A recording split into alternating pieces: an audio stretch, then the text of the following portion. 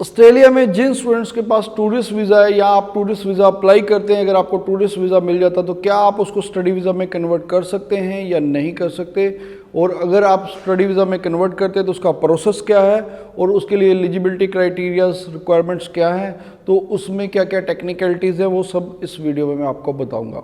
Bells Overseas, the sound of your future. Hello everyone, मैं Kapil Bhatia bells overseas से। जैसा कि इस चैनल के थ्रू हमारी कोशिश रहती है कि हम हमेशा अपनी अवेयरनेस आपको देते रहें ताकि आप अपडेटेड रहें, नॉलेजेबल रहें और आप अपनी लाइफ में सही डिसीजन लें। तो इसके रिगार्डिंग हमने एक अपना हेल्पलाइन नंबर भी दिया हुआ है 6292062920। उस पर आप हमें कभी भी कॉल कर सकते हैं, आप अपनी कोई क्वेरी है वो भी रिजॉल्व करवा सकते हैं।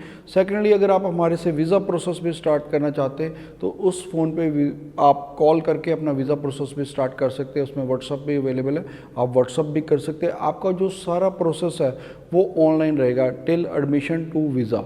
आपको हमारे पास आने की ज़रूरत नहीं पड़ेगी, सारा प्रोसेस ही ऑनलाइन हो जाएगा आपका। तो अब हम आते हैं आज के टॉपिक पे। आज का टॉपिक है कि अगर आप ऑस्ट्रेलिया में टूरिस्ट वीज़ा पे जाते हैं तो क्या आप उसको स्टडी वीज़ा में कन्वर्ट कर सकते हैं। तो जी हाँ, बिल्कुल कर सकते हैं। The answer is yes. इसके लिए क्या करना है कि आपको ऑस्ट्रेलिया में आपका एक वैलिड टूरिस्ट वीज़ा होना चाहिए, लेकिन उसमें ये कंडीशन नहीं होनी चाहिए कि आपके वहाँ वो नहीं लिखा होना चाहिए कि नो फर्दर स्टे। तो आप डेफिनेटली अगर टूरिस्ट वीज़ा पे जाते हैं या विजिटर वीज़ा पे जाते हैं, आप उसको स्टडी वीज़ा पे कन्वर्ट कर सकते हैं। स्टडी वीज़ा पे कन्वर्ट करने के लिए आपको बस वही प्रोसेस है कि वहाँ पर आपको किसी भी इंस्टीट्यूट से अपनी एडमिशन करानी पड़ेगी। जब आप वहाँ पर एडमिशन लेते हैं तो वहाँ पर आपको गैप का कोई इतना बड़ा झंझट नहीं होता। वहाँ पर चाहे आप वेट सेक्शन में भी एडमिशन ले लें, यानी कि डिप्लोमा में या सर्टिफिकेट प्रोग्राम में भी एडमिशन ले सकते हैं और स्टडी वीज़ा में कन्वर्ट करवा सकते हैं। और सबसे मज़ेदार बात यह है कि वहाँ पर आपको वीज़ा सक्सेस 99% है। अगर मान लो 100 स्टूडेंट्स वहाँ ऑन शोर अप्लाई करते हैं, ऑन शोर का मतलब कि ऑस्ट्रेलिया से अप्लाई करते हैं, तो वहाँ पर आपकी वीज़ा सक्सेस 99% है, यानी कि मोस्टली सभी स्टूडेंट्स को वीज़ा मिल जाता है। और फिर भी अगर आपको वीज़ा किसी कारण नहीं ग्रांट होता है तो आपके पास राइट है कि आप ट्रिब्यूनल पे आप जाके उन पे आप अपील कर सकते हैं, और वो आपका फिर भी अगर वीज़ा नहीं दिया तो वहाँ जाके भी आपको दोबारा से वो वीज़ा ग्रांट हो जाता है। इसीलिए ज़्यादातर केसेस में, क्योंकि आपके पास अपील का राइट होता है, तो इसीलिए जो वीज़ा अफसर है ज़्यादातर रिफ्यूज़ करते ही नहीं है कि उनको भी पता कि ये एडमिनिस्ट्रेटिव अपील ट्रिब्यूनल में जाके दोबारा से अपील कर लेंगे। तो उसी कारण जो वीज़ा सक्सेस है वो हायर रहता है, ऑलमोस्ट सभी स्टूडेंट्स को वीज़ा मिल जाता है।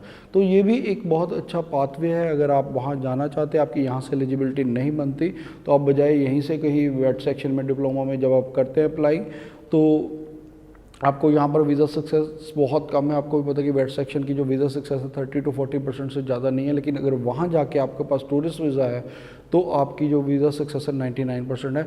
हालांकि मैं टूरिस्ट वीज़ा की इसलिए हक में नहीं हूँ कि जो स्टूडेंट्स की यहीं पर प्रोफाइल एलिजिबल है, आप हायर एजुकेशन में अप्लाई कीजिए तो आपको डेफिनेटली वीज़ा सक्सेस यहीं पर बहुत अच्छी है। उनको टूरिस्ट वीज़ा बिल्कुल भी अप्लाई नहीं करना चाहिए।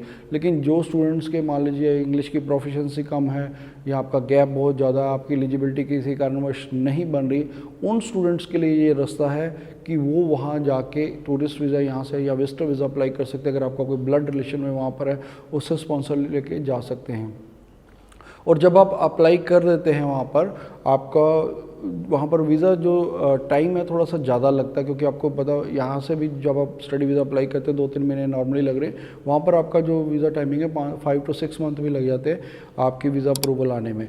तो उस टाइम भी आपको कोई चिंता करने की जरूरत नहीं, वो आपको ब्रिजिंग वीज़ा मिल जाता है। आप ब्रिजिंग वीज़ा पे भी आपको पूरा स्टडी का राइट है, वर्क करने का पूरा राइट है। और अगर आपने मान लीजिए इंडिया ट्रैवल भी करना है तो आप ब्रिजिंग वीज़ा भी लेके इंडिया में दोबारा ट्रैवल करके भी वापस जा सकते हैं। तो वहाँ पर ऐसा सच आपको कोई भी ऐसी प्रॉब्लम नहीं है।